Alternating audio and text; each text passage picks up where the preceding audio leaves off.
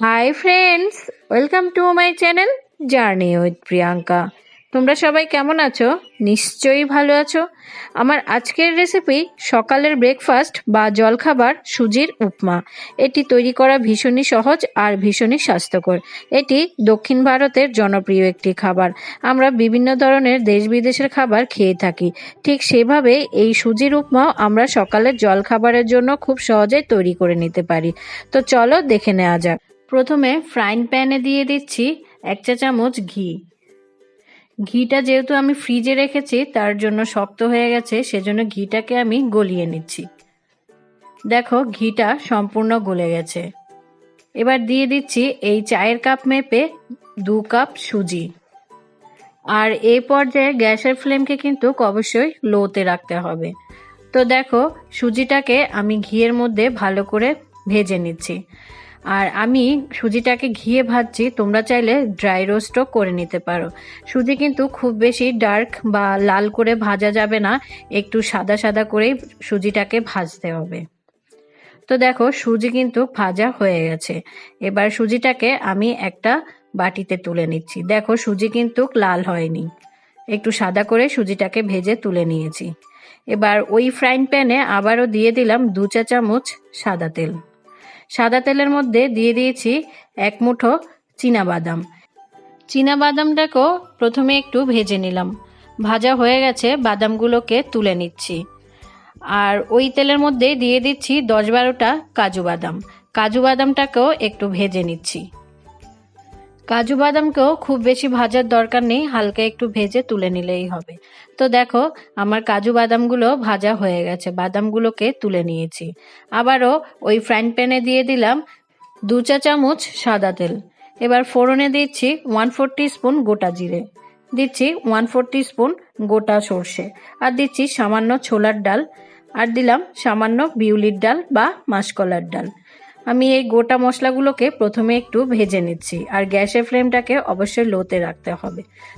গোটা মশলাগুলোকে একটু ভাজার পর দিয়ে দিচ্ছি 1/4 টিস্পুন আদা বাটা। আদাটাকে আমি বেটে দিয়েছি, তোমরা চাইলে গ্রেট করে বা কুচিয়ে দিতে পারো।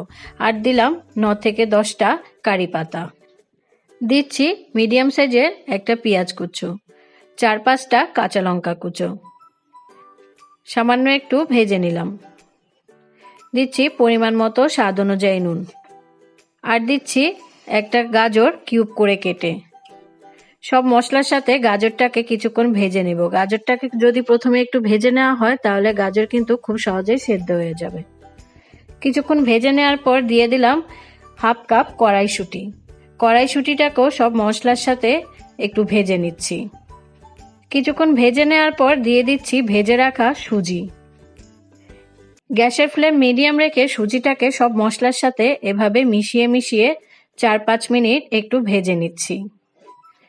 আর এবার দিয়ে দিচ্ছি ভাজা বাদাম। বাদামগুলোকেও একটু মিশিয়ে ভেজে নিলাম।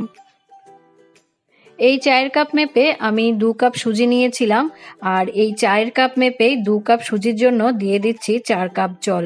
সুজির উপমা তৈরি করার জন্য এই জল আর সুজির মাপটা কিন্তু খুবই গুরুত্বপূর্ণ।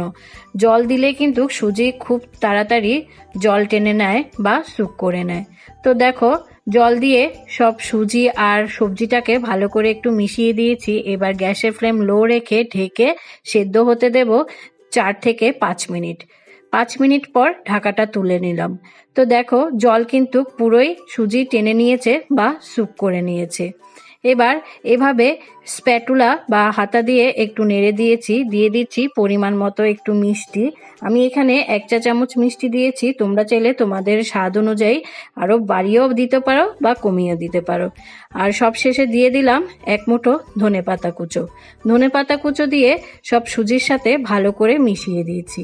দেখো আমাদের সুজির উপমা কিন্তু তৈরি। দেখো সম্পূর্ণ ঝরঝরে হয়ে গেছে। এবার নামিয়ে নিয়েছি। তো দেখো, এভাবেই তোমরা সকালের ব্রেকফাস্টের জন্য এই সুজির উপমাটি তৈরি করে নিতে পারো। দেখো, ভীষণই ঝরঝরে আর টেস্টি হয়েছে, নিশ্চয়ই তোমরা বাড়িতে করলেই বুঝে যাবে। আমার এই রেসিপিটি যদি তোমাদের ভালো লাগে তাহলে অবশ্যই আমায় কমেন্ট করে জানাবে, আর আমার এই চ্যানেলে লাইক করবে, শেয়ার করবে আর সাবস্ক্রাইব করে বেল আইকনে গিয়ে অল নোটিফিকেশন অন করে দেবে, যাতে সবার আগে পৌঁছে যায় আমার আরও নতুন নতুন ভিডিও তোমার কাছে।